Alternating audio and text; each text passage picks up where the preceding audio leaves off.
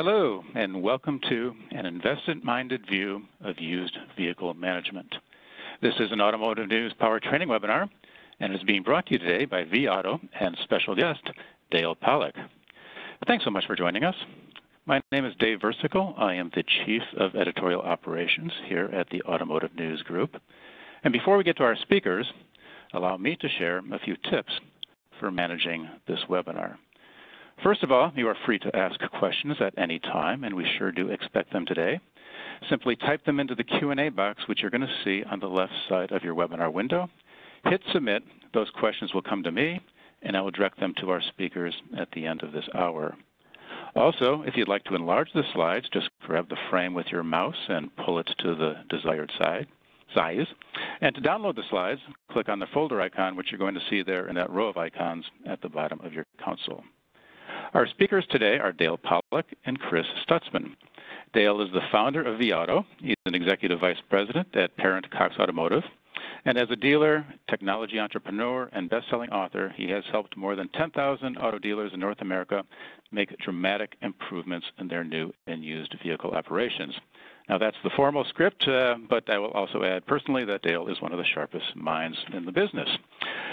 Chris is the Director of Product Innovation at vAuto. He leads efforts to create new, used, and wholesale used vehicle inventory management solutions for dealers. Dale has won the coin toss. He is going to get us started. Welcome, Dale, and take it away, sir. Thanks, Dave, very much, and welcome to everybody.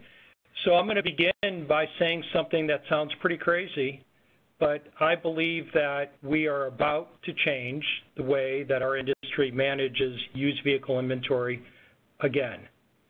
And that's a pretty big claim, and it sounds pretty crazy, but all of you will have the opportunity in the coming minutes, an hour, and in the subsequent days to form your own judgment as to whether that is a valid claim or a crazy claim. So what prompted this development was some information that I came across sometime during mid-2017. I saw something that NADA published. They have informed us that every year since 2009, the average investment in a used vehicle on a dealer's lot has gone up. And every year that the average unit investment on a dealer's lot has gone up, guess what's gone down? The average front-end gross profit. Stop and think about that. That's a classic return on investment analysis. Every year you invest more and you yield less. Well, that information startled me because if it continued, it quite possibly could mean the end of the used car business. And it also startled me because every market eventually finds equilibrium. And it doesn't take 9 years for a market to find equilibrium, and yet it would suggest that something is going on in the used car market such that we can't find equilibrium. So with my brilliant colleague Chris, who you'll hear from shortly, we began to hypothesize about what possibly could be going on, and we had a hunch. What possibly could be wrong, causing this market not to stabilize and find equilibrium? And because we have the privilege today of doing business with over 12,000 dealers, and we've been doing this now for 14 years, we have a tremendous amount of data in our database of transactions and vehicles, and we have some extraordinary data scientists and developers in our office in Austin, Texas. So Chris and I went to work on proving or disproving our hunch. And quite honestly, my concern wasn't if I was wrong. My concern was, what if I was right? Because if I was right, at least from a distance, it could call into question everything that we have done up to this point.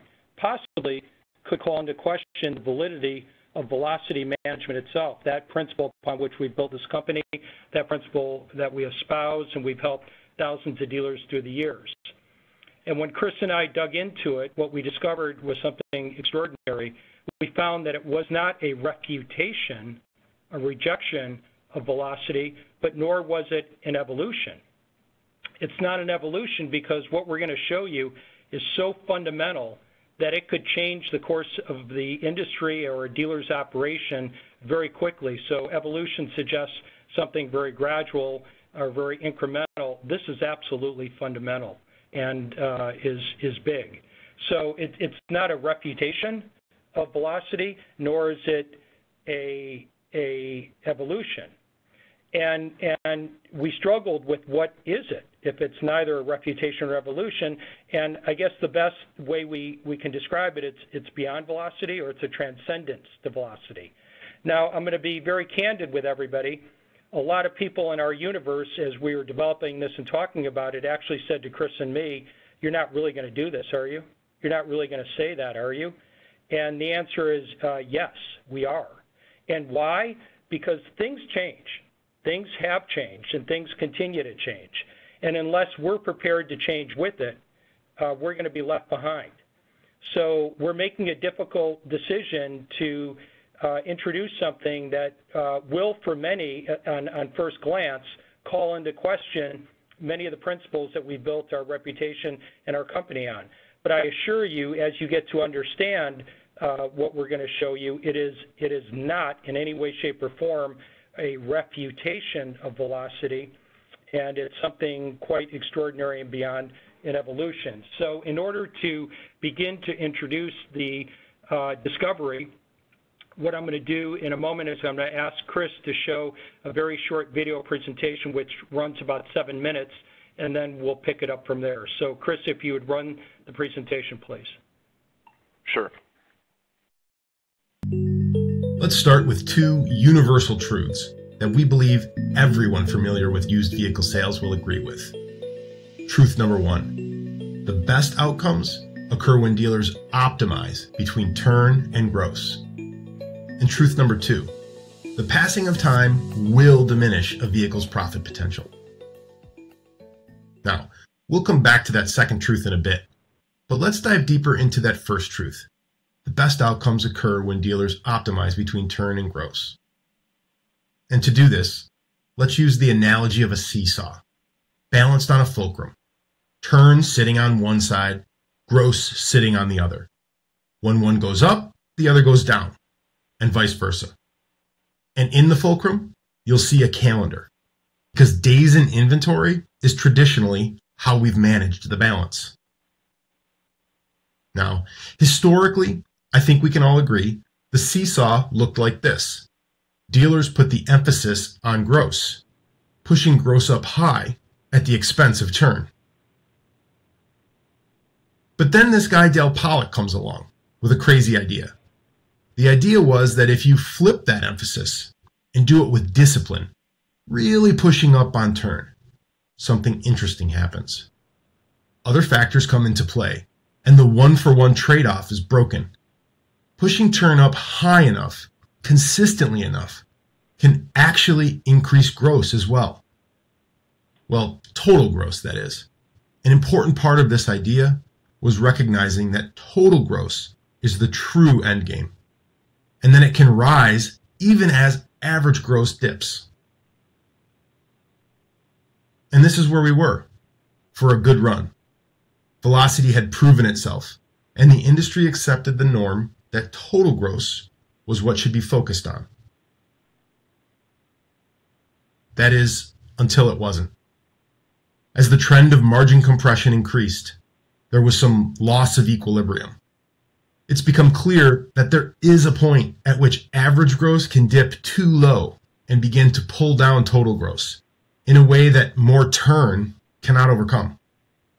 Around mid-2017, Dale began to recognize this condition and, as you might imagine, began obsessing about finding a solution. And one day, a thought occurred to him, which became the seed of what we're going to share with you today. That thought prompted an examination of truth number two. The truth that time diminishes a vehicle's profit potential. And to examine this truth, let's use the metaphor of ripeness. So imagine a banana. We can all understand the ripeness of a banana, that it goes through stages over time. On day one, it's a green banana, full of potential with lots of time ahead. A few days pass, and you have a yellow banana. It doesn't have all the time in the world, but it's great. But a few more days go by, and then you have a brown banana. I mean, this is not great. Its time is running out, and it may have already passed. If you were selling it, you'd have to give it a heavy discount or expect to throw it out soon. Because when a few more days pass, things get ugly. You've got a black banana, and you've got to get rid of it because it stinks. Okay, you see where this is going, right? In some ways, cars are like bananas. Profit potential, like ripeness, will diminish over time. But unfortunately, cars aren't exactly like bananas. Unfortunately, our challenge is a bit more complex. For one thing, while most bananas age pretty consistently, different cars can age at very different rates from each other. So imagine two cars, shown here on day one, with their profit potential high, represented as a green banana. By day 15 in your inventory, the profit potential of both cars might decrease a bit. Here, let's represent that as both cars being yellow bananas. But by day 30, it's not uncommon for one vehicle to hold its potential a lot longer than the other. Here, the first car is holding strong, while the second has become a brown banana. And by day 45, the factors that make the first car a high potential vehicle still remain high. It stays yellow. While car number 2 has dropped off the table, it's a gooey black banana on your lot, and it's got to go. So what does saying that these cars are both at day 45 tell you about each one's profit potential? Nothing. Day 45 tells you nothing. But hold that thought. There's another way the car challenge is more complex. With cars, you're not always working with a green banana on day 1. Brown, yellow, green. Vehicles can be at any stage when you take them in. You might even take home a black banana on day 1. Maybe by accident, but maybe on purpose. Maybe you choose to buy a black banana to close another deal. And if that's the case, what is saying that this car is on day 1 telling you about the profit potential of that investment? The answer is nothing. The calendar tells you nothing. Do you see the problem? In both of these scenarios, and many more scenarios throughout the industry, the calendar is the problem. The calendar is an old and crude form of technology, and it tells us nothing about the value of these investments. It's a flawed way of thinking about it, left over from a different time. We may believe it without even questioning it, but we have got to realize calendar time does not equal profit potential. But how can we know the profit potential of any given vehicle on any given day? Wouldn't it be nice if every vehicle clearly signaled its own profit potential in real time?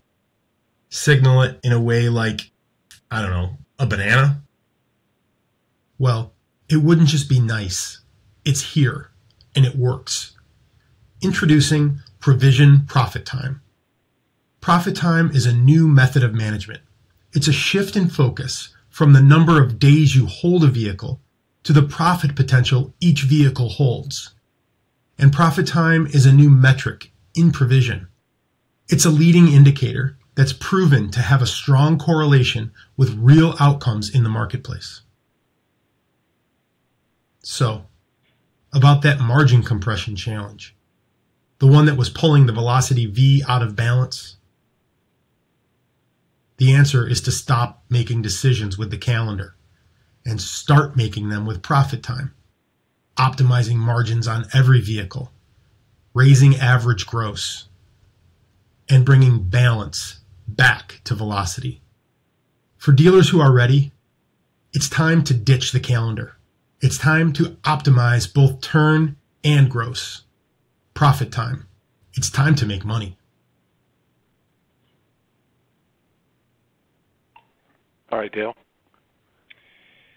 For a few moments, I'd like to ask everybody to think deeply. Think deeply about the concept of time. Perhaps time is one of the most powerful and most mysterious forces of nature. Whether we realize it or not, to one extent or another, every decision we make in life implicitly has time or consideration of time as an element of every decision we make. What we go, when we go, what we wear, what we eat, every decision we make in life implicitly has an element of time baked into it. And that is no different than the decisions that we make in the used vehicle department. In fact, every decision of consequence that we make regarding a used vehicle implicitly has baked into it an element of time. So when we think about whether we want to own a vehicle for stock, implicitly somewhere in our thought process is some assumption about how many days we have before we need to sell that car. When we think about how much we're going to pay to acquire a vehicle, we think about how much profit we'll make at any given acquisition price. Whether you realize it or not, that profit assumption has an element of time baked into it, because if you thought you would make $1,500, $1,500 is one profit if you made it in 30 days. It's a different profit if you made it in 90 days. So even a decision what to pay for a vehicle has implicitly an element of time consideration. When we price a car, where we price a car, how often we reprice a car, how much we reprice a car, every decision that we make of consequence regarding a vehicle has an element of time baked into it. And that is not wrong. That is right, because time does diminish the profit potential of a vehicle, and that's why velocity is not wrong. Velocity, the word itself, implies speed, which is a characteristic of time. So the concept of velocity, of paying attention to time in the form of speed, is not wrong, it's right. But the hunch that Chris and I had a year and a half ago was that time, while time wasn't wrong, it's not, it's right. What was wrong, what is wrong, is the way we measure time in the car business. You see, when we think about time regarding used vehicle decisions, we think in terms of calendar days. And the calendar is nothing more than a crude old technology, a form of measuring time. And when it comes to making used vehicle decisions, calendar time is absolutely flawed.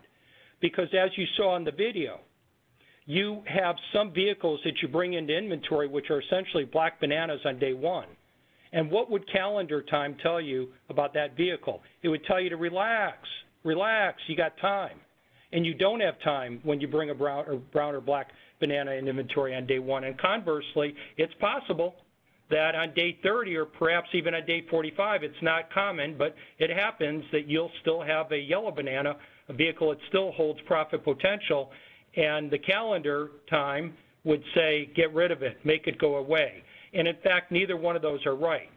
So from the beginning of time through today in the retail automobile business, every decision of consequence made regarding a used vehicle has been implicitly includes an element of calendar time. And what Chris and I have proven is that calendar time, more times than not, gives you incorrect information. The time you hold a vehicle does not equate to the profit that the vehicle holds. So what I'm going to do here in a moment is I'm going to turn it over to Chris to show you sort of the under the covers or under the hood look as to how we validated our assumption and what we've created. But partway through Chris's presentation, he's going to hand it back to me, and I'm going to show you all the moment that Chris and I looked at each other and we knew for certain that we're going to change the business again. So Chris, take it, please. Thanks, Dale. Yeah, so first I'm going to run through what is profit time, how we calculate it, and some of what we've learned about it. So at first, what is profit time? Well, it's a score we've assigned to every car that you're considering for inventory or is in your inventory, and it's a score from 1 to 12, 12 being the best score and 1 being the worst. And then we took those 12 buckets or 12 points and put them into 4 buckets, and we associated a precious metal with each one of those buckets. So there's 4 possible buckets. It's platinum, gold, silver, and bronze. We assigned a profit time score to every car in your inventory every night. and it's based off of the live market view configuration that you're used to using if you're a provision customer, finding based on the cars that are in your market, and it's assigned in real time at the time of appraising a car. So you can learn about the profit potential of a car before you make a purchase decision. And that was a key part of what when we went into this, is we said we needed to make sure that we were going to be using leading indicators to determine the score of a car, not lagging indicators, because we all know that a car that's been sitting on my lot for 90 days is probably a problem car. Unfortunately, it takes 90 days to be able to say that. What we're trying to do is build something that says on day one or before you make that purchase decision whether or not that car is going to work for you. And so what goes into the score? The score is calculated by cost to market, which is going to be how much you're into the car for, as a ratio to or divided by the average list price of the cars, similar cars in your market. And before that, we always adjust for the odometer so that your low miles car and a high miles car can be considered normalized, so that we can consider them together. We also use like mine day supply, which like mine day supply means that so day supply is going to be a supply versus demand metric, which is going to be the number of cars available in the market that are like this one, divided by the average sale rate, taking the average of the last 45 days worth of sales. And when we say like mine, the key there is that we're not just looking at your make and model, we're looking all the way into the trim and the most important options on that car to figure out what the day supply is. And then finally, the last one is market sales volume. And that's just going to be how many cars like this have sold in the past 45 days. We use that to help balance out the day supply, because you could have two cars that have a low market day supply, and if they have very different sales volumes, that can have a very different implication, because a high sales volume means that there's more opportunities to move the car quickly because they're selling fast. So then a little more detail onto cost to market. So when we originally built this, we just used cost to market, and I think one of the more interesting findings was seeing how problematic just looking at cost to market by itself was. Specifically, that your cost to market is not going to, a good cost to market on a cheap car is not the same as a good cost to market on an expensive car. The reality is that as a dealer, if you're looking to make $1,000, $2,000 on a $10,000 car, you can't multiply that and have the expectation of being able to make $8,000 on a $40,000 car. The market won't bear it. And so when we're judging the cost to market, we realized we had to consider what the average price was. So we're scoring the cost to market on a scale based off of the list price. And then the other item we looked at was, and this is just talking more about the complexities of the cost to market, is we looked at the spread of the prices that you see in your market. And so I've got two examples here to show like some two extremes that I found in a real dealer's inventory. So the first one we're looking at is, this is a 2010 Malibu where the prices are really all over the place. And when the prices are all over the place, there's a high risk that pricing at 100% market or 95% price to market is not going to make you competitive in that market, because there's too much variability. And the way that's reflected here is for those that use provision, we have this concept of the green zone or the transaction zone, and that's where we feel like you have to price that car to really feel comfortable that you're going to be getting action on it. And that green zone on this car is way down, 75%, 72% price to market. And then the next one here, I have here just to show how different they can be. This is a 2015 Silverado, and here you can see on the right how well these prices line up to the regression line, or the average price adjusted for odometer for this car, which puts the transaction zone way up there, closer to 95, 96% price to market. So we took those things into account. What is the average price? And how are the prices in the market? How spread out are they? The market day supply and the sales volume to arrive at the score. And then what we did was we went and scored just millions of cars that have sold out of our dealer's inventory, and looked at our current dealer's inventory to see, are there any patterns that emerge when we compare this profit time score to some of the key KPIs that dealers measure, specifically front-end gross and days to sell. And the answer is that we saw a really tight correlation between them. So the first chart I'm showing here is profit time scores across the x-axis, and then the y-axis, or the height of the bar, is going to be the average front-end gross that we saw for cars that actually sold from our dealer's inventory. And what you can see is that it is very clearly there's a pattern where a low bronze, a score of 1 or 2, which is going to be a bronze profit time, you're looking at, if you're going to make any profit, it's barely any. Where if you go all the way out to the ones that have a 10, 11, or 12, or a profit time score of platinum, you're looking at making $3,500, $4,000 on those.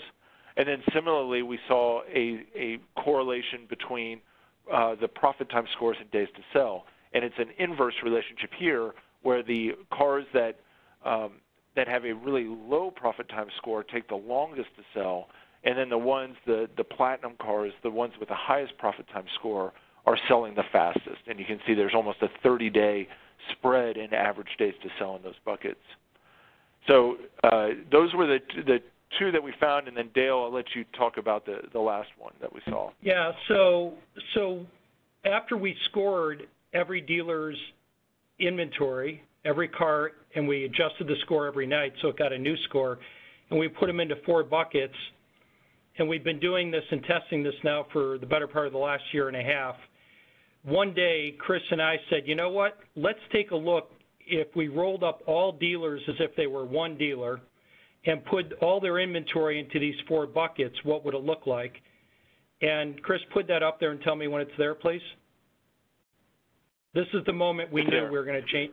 This is the moment we knew we were going to change the industry. What is wrong with this picture? What is wrong with this picture? Well, there's several things that might occur to you. The first thing is that the price to market is inverted, meaning that the platinum cars, the green bananas in all dealers' inventory, are priced more competitively than the bronze cars, the black bananas. The black bananas, on average, are priced at a higher price to market than the green bananas. So in other words, we're more proud of black bananas in our inventory than we are green bananas. Now, the moment that Chris and I realized we're going to change the used car market forever again is the moment that we discovered that 100%, I'm going to repeat that, 100% of dealers, every single one of you listening to this webinar, 100% of dealers have an inverted pricing profile. 100% of dealers are pricing their black bananas more proudly, less competitively than their green bananas.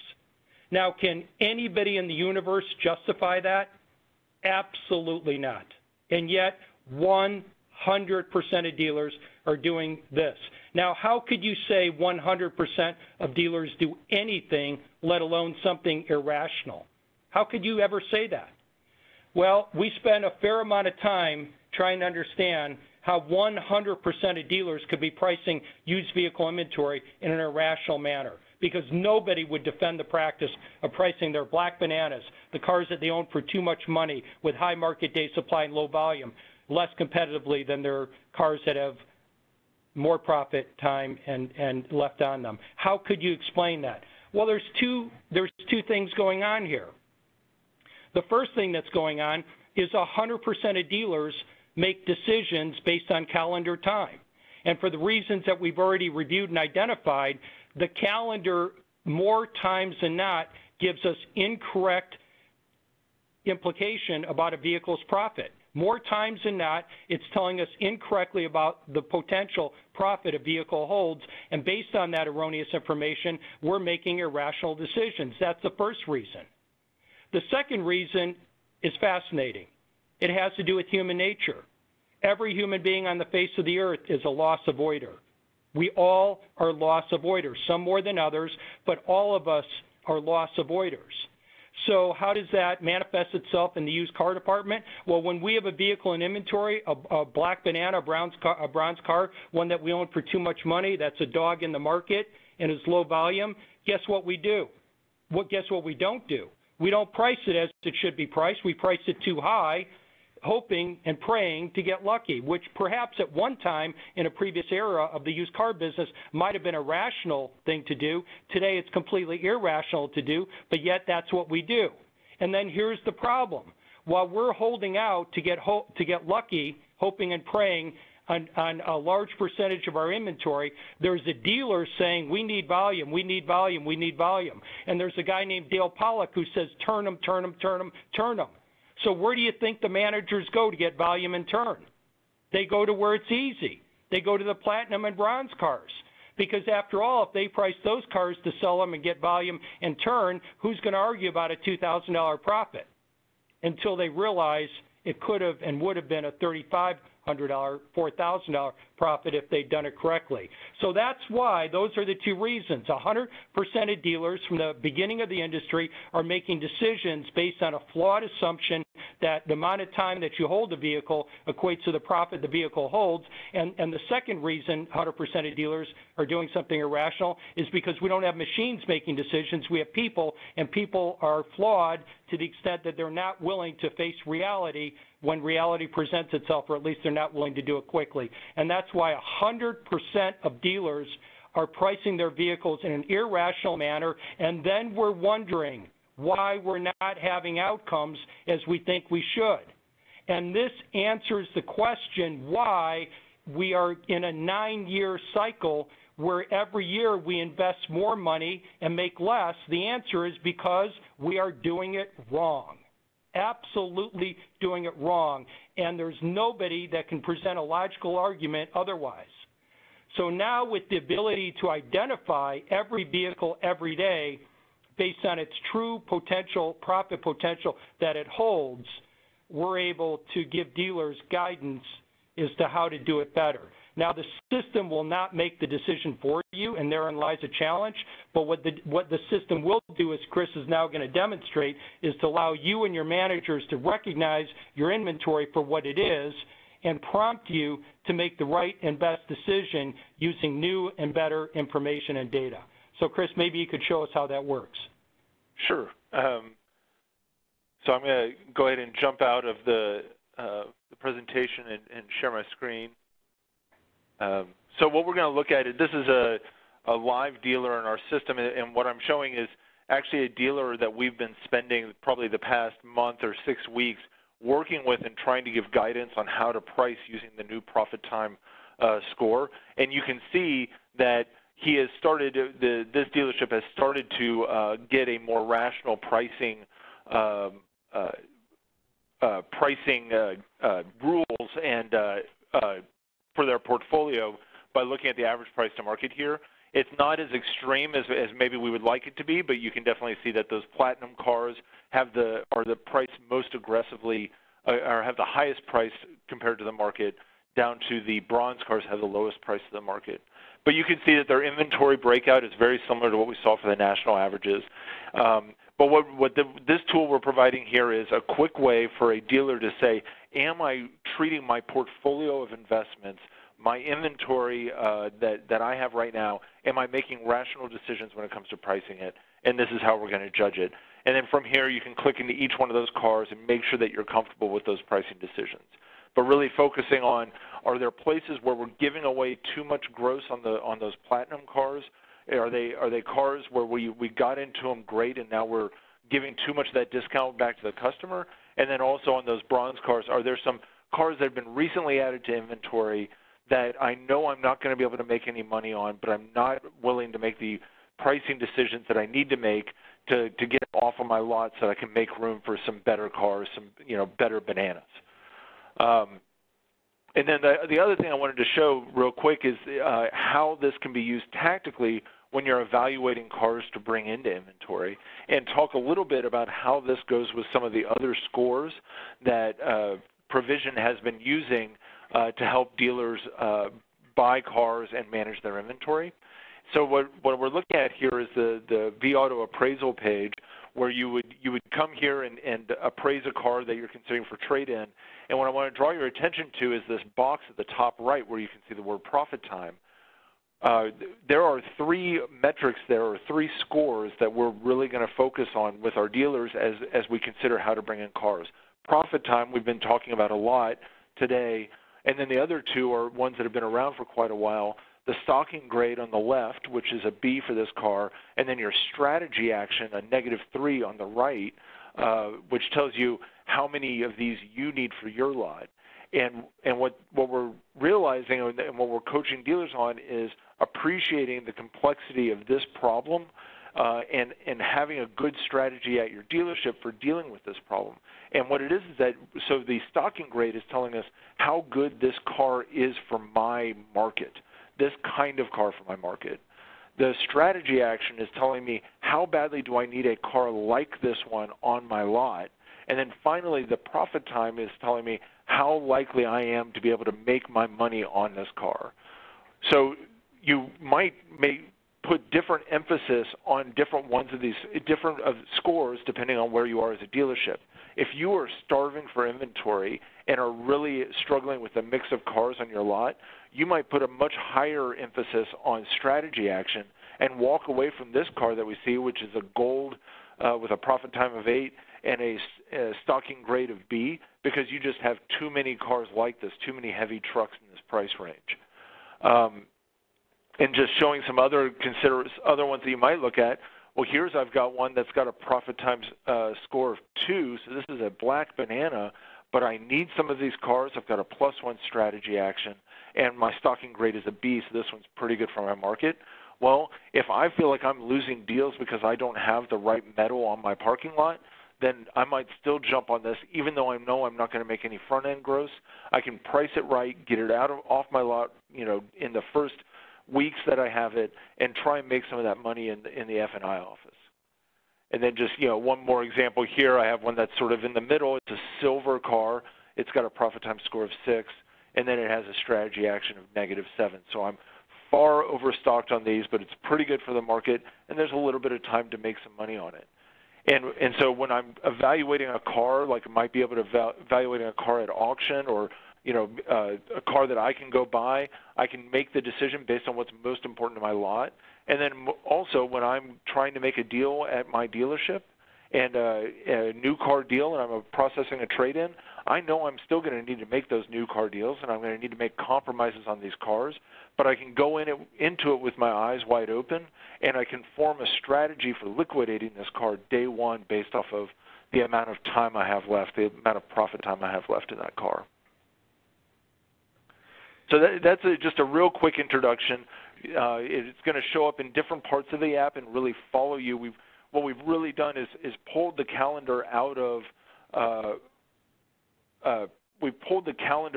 provision and pushed in this new profit time, and you're going to see that follow you all the way through the app, from the time of considering cars to buy all the way to finding your strategy for selling them in the retail market and potentially choosing the cars to wholesale.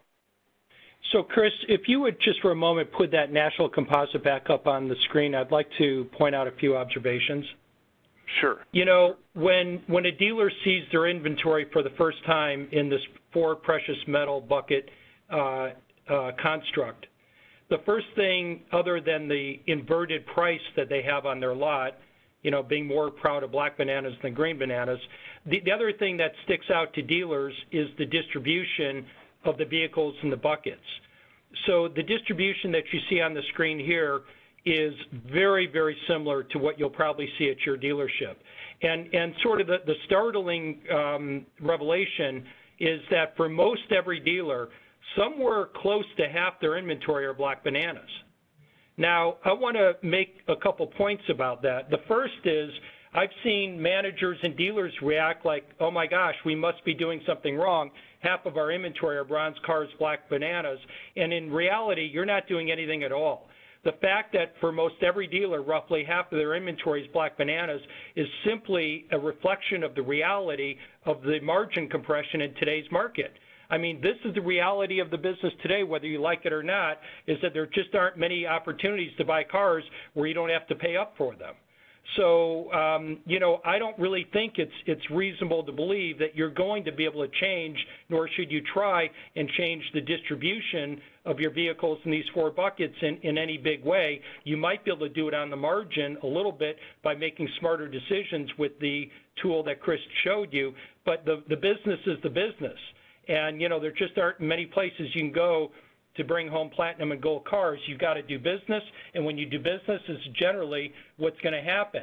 The key here is for you to act rationally once you've done what you need to do, and that's the real opportunity. So the challenge here is for dealers to recognize that the black bananas are actually wonderful opportunities. Why are they wonderful opportunities? Because if you stop and think about it, if you're the average dealer, you're pricing roughly half of your inventory not to move. Think what would happen if you priced half your inventory to move. What would happen is you'd be shooting people into the F&I office like crazy that aren't going there today, and you'd be replacing those cars and making fixed internal labor and parts gross that you're not making today. So when you see, as you will see, roughly half of your inventory being black bananas, what you should recognize is that is a tremendous volume opportunity. You're sitting on a mountain of volume that you're not capitalizing on. So I like black bananas. I'll make money with black bananas all day long because what that represents is untapped volume potential. And after all, you give me black bananas, I'm going to make money by making banana bread out of them. So the fact that the distribution is what it is simply what it is. It's a pressure. It's a reflection of the reality of today's business. The question is, can you make something out of it? And the fact is, the way we're doing it today, we're actually holding ourselves back from making profit. If we recognize them for what they are, and if we were willing to price them for what they are, we would all be selling more cars and making more total gross profit. So I wanted to share that thought with you. And let me just tell you one other thing, and then we'll take questions. Let me tell you what doesn't change with profit time. What doesn't change with profit time is the need to price every vehicle competitively every day. What doesn't change with profit time is how you price every vehicle competitively. You price it in the context of its competitive set. What does change with profit time is where you price your vehicle within the competitive set. So in other words, if you had a vehicle in a competitive set of 12, let's say, and it was a platinum vehicle, I don't think you need to be priced anywhere but at the high end of that set. You're still competitive, but you're at the high end because time is on your side. But conversely, if you have a black banana, and I don't care if it's been in inventory one day, you need to price that black banana towards the bottom of that competitive set. So once again, you begin to understand what we're doing. We're continuing to price cars competitively, but what we're doing is we are now being able to be much smarter and much more strategic about how and where we price vehicles competitively in that competitive set. We're replacing calendar time with profit time. So with that, Dave, I'll turn it to you and we'll take some questions. Thanks, Dale, and thanks, Chris. And yes, indeed, we have questions. I'm not going to identify our first questioner, but let's just say this person is well known and has a reputation for being tech savvy and asks, so the question is, you're telling me everything you've taught me over the past 13 years is wrong? Absolutely not. What we've taught you in the past is the need to turn inventory. And you do have the need to turn inventory. But let's just say, for example, and we score every car individually, and then we give your total inventory a score every day, the average score. So what Chris and I have understood is that the average score of dealers across America of their entire inventory is 5.5. Let's say that your score is below the average. Let's say your score is 3.1.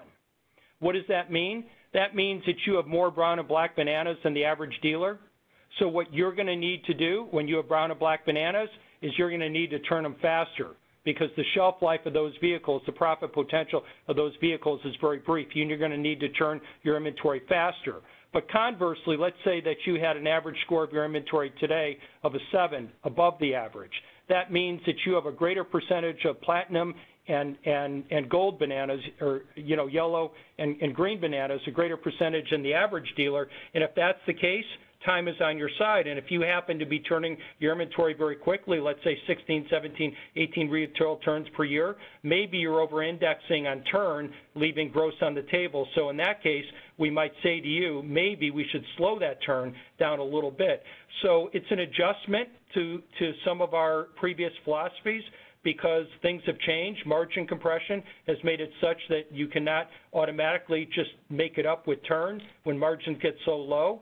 And it also, things change in terms of data technology. Today, we can use more precision technology to actually know the profit potential a vehicle holds, rather than depending on the old crude measurement technology of the calendar. So, I mean, this is why it's a little bit challenging to think, is this a refutation of velocity? Absolutely not. But is it an evolution? Absolutely not. It's not a gradual thing. It's a fundamental thing that just transcends. We're in a new age. We've got new technology. We have new conditions in the market, and it behooves all of us to see it for what it is and act on it appropriately. How could it be that 100% of dealers pricing their bronze vehicles, or black bananas as you call them, could be doing this incorrectly? Well, as I previously mentioned, 100% of dealers are making decisions based on the flawed, crude form of measurement called the calendar, and 100% of dealers have people, not machines, making decisions. And being the loss avoiders that we are, we're making decisions not to confront our weak grosses or our losses, and yet we have the pressure to turn inventory and do volume, so we go where it's easy, the platinum and bronze. So when you understand what's going on there, you understand why we are where we are as an industry, and we can certainly now see a better path forward. In my mind, it's a little bit like finding a hole in the universe. Feels like we found a hole in the universe through which we can go to get to a better place. Yeah, another thought on that? Yeah, go ahead, Chris. Just real quick is that what I've found is as we've sat with dealers and walked through these bronze cars and tried to figure out why they're priced, we know that that we agree with the strategy that these need to be priced more competitively. But when we pull up the first car, there's an exception to it, and there's a reason why we were able to justify a higher price on that. And then we open up the second one, and we open up the third one, and we're always able to come up with an exception. And what I found is even some of our most disciplined dealers, that they actually are pricing to exceptions as opposed to pricing to a strategy. And that's what I think the looking at your cars in these buckets and seeing where you're priced it's really going to hold you accountable to say, yes, there might be one or two exceptions that you might choose to make a different pricing decision, but let's make sure that your overall portfolio pricing strategy is rational. And does the philosophy behind profit time apply to all dealers, or might there be exceptions? 100% of dealers selling used cars. Yeah, that's pretty definitive. Next question. Do you see a variation of this approach or tool that could be utilized by a consumer to set the proper expectations when they are trading in a vehicle or when they are negotiating on buying a used vehicle? You know, that's a really good question, and I don't know. I mean, Chris and I have been heads down just trying to understand the implications of it for a dealer, but the questioner raises a really good question. Could this, or how could this be used you know, in a very strategic way by dealers with consumers? So unless, Chris, you have a thought on that, you know, that's a great question. It's something that we'll learn. And there is so much new thinking here, and we're all learning, and we're learning together. So we'll definitely take that one back and spend some time on it. Have you factored in or late model retired loaner vehicles? That is, we have 2018 retired loaner vehicles that qualify for new car programs but do not historically look good in VAuto in terms of day supply, cost to market, etc. Chris, I'll let you take that one. Yeah, I would say that with profit time, we haven't explicitly addressed that.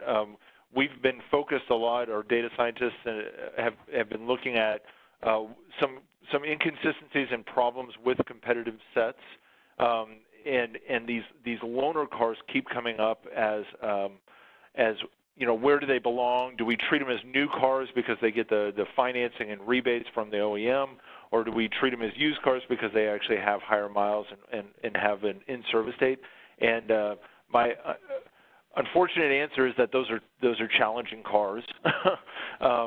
But and we're still trying to think of, does it make more sense to think of them as a special category of new cars or as a special category of used cars?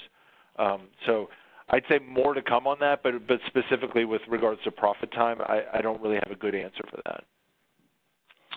How does the DHC calculation come into play when trying to figure out true profit potential, not using some sort of calendar? Dealer holding costs? Dealer holding costs is implicit in your cost to market. You know, the dealer holding cost is a cost that reduces your profit potential, and that is implicitly baked into the cost to market calculation, which is one of the three variables. Okay. If profit time encourages only 10% of dealers to price over 50% of their inventory more competitively, will this not have a deflationary pressure? Will this not have a deflationary pressure on market pricing? In other words, won't this continue to reduce margins? Okay, so that is a wonderful question. So here's how we need to think about it. Every dealer has the majority of their inventory being black bananas, and every dealer is pricing those black bananas too high. So we need to lower the price on those black bananas.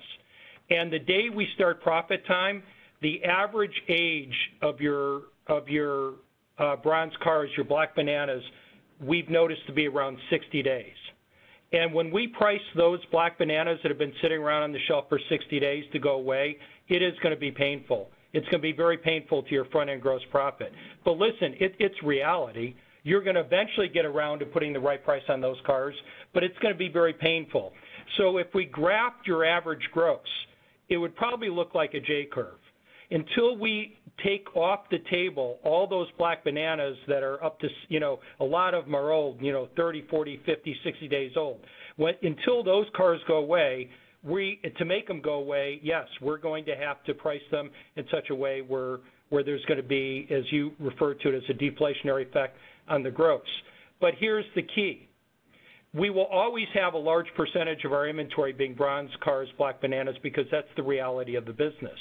But when the average age of our black bananas are no longer 60, they're maybe 30 or 15, and the average days to sell on those vehicles are no longer 60, they're like 5 and 10.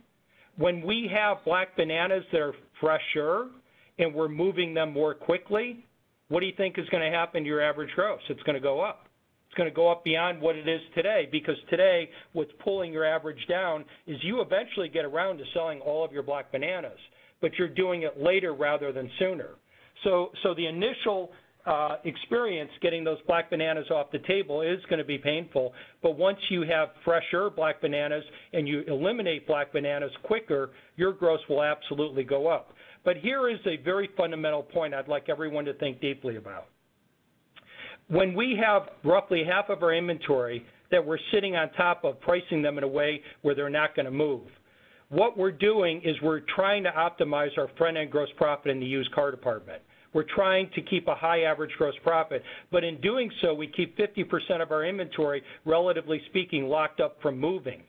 So what we're doing is we're sub-optimizing total dealership profit. We're denying the F&I office opportunity. We're denying the service department opportunity. If we were to price roughly half of our inventory so that stuff moves and it moves fast and we replace it and we move those vehicles, we might have a lower average front-end gross profit in the used vehicle department, but we'll undoubtedly have higher total dealership gross profit because we'll have more F&I income, we'll have more fixed income.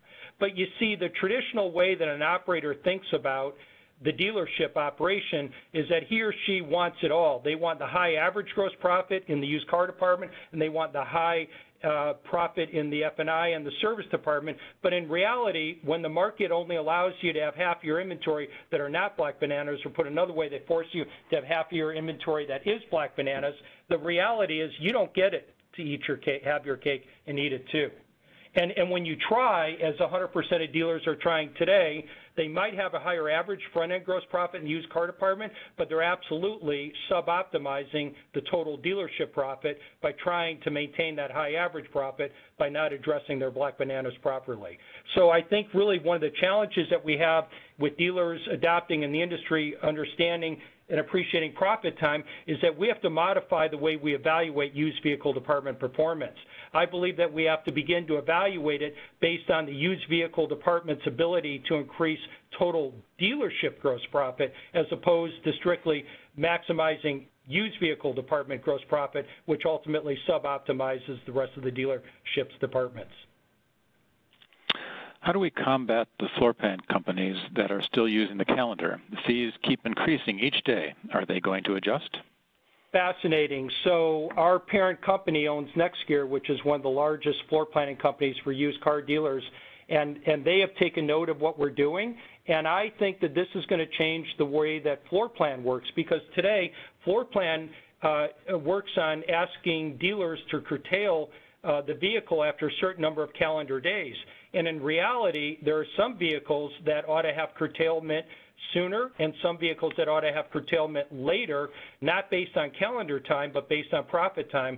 So I can tell you for certain that NextGear division of Cox Automotive is extremely interested in getting their hands on the profit time score for their dealers, because that will work better for the dealers and themselves when we can actually make curtailment and lending decisions, not based on calendar, the flawed calendar time, but rather on the profit time. Great question. How do large packs affect profit time structure? Very good question. So one of the challenges is that when we talk to a dealer about profit time readiness, if that dealer has high packs, that will cause their distribution of vehicles to be much heavier than it otherwise would be in the silver and bronze category. So one of the things that we're coaching dealers to do if they choose to move to profit time is they don't necessarily have to eliminate or reduce their packs if they don't want to, but what we can do by a software script in vAuto is we can remove the packs from the unit cost for the purposes of looking at their vehicles rationally in the profit time buckets. But having high packs does distort, or at least reflecting the high packs in the system, would distort the proper distribution of the vehicles and cause you to make decisions that are suboptimal. We've got time for a couple more questions. When you're on a live auction, you only have seconds to decide to buy. How can this new strategy be used at speed? Chris, I'm going to let you take that. Sure. Yeah, on our appraisal, which our mobile appraisal you can use while you're in lane, and we're going to work on getting it into our StockWave products to help with the online bidding. But we'll be able to calculate these scores, in near real time. It's a sub-second process when we've got the data on the car to be able to generate one of those scores. So I think we should be able to incorporate it with like heads-up displays that our customers are used to when they're making decisions both in the lane and at their desk looking at virtual auctions. Okay, and our final question. Where I live, there tend to be dealers deceptively pricing. When these show up in competitive sets, how does this skew the numbers? Yeah, liars always screw up markets. There's just no question about it, and as long as there's going to be liars, there's going to be, bad data. So fortunately, the way that vAuto and profit time works is that unless we have a sufficient sample size, we don't give you data. And the law of large numbers and statistics, generally speaking, there'll always be some anomalies, always be some liars that create those anomalies. But unless we have sample sizes that are large enough to statistically invalidate, the exceptions, the anomalies, the liars, we refrain from giving you any information at all. Okay. Hate to end up talking about liars, but we have to draw this to a close. Dale and Chris, thank you so much for doing this webinar. We're always pleased to have philosophy adjustments presented through an Automotive News Forum first. Thanks to the audience for all of your questions, and unfortunately there were way more provided than we could get to. But if you did ask a question that we didn't get a chance to answer, vAuto has generously agreed to follow up by email. If you learned something from this session, and I'm sure you did, please tell your peers about it. A recording is going to be available in about 1 hour. You're going to find it at autonews.com/powertraining. As we draw to a close, a survey is going to open up on your screen. Your feedback helps us get better. Please take a few seconds to fill it out.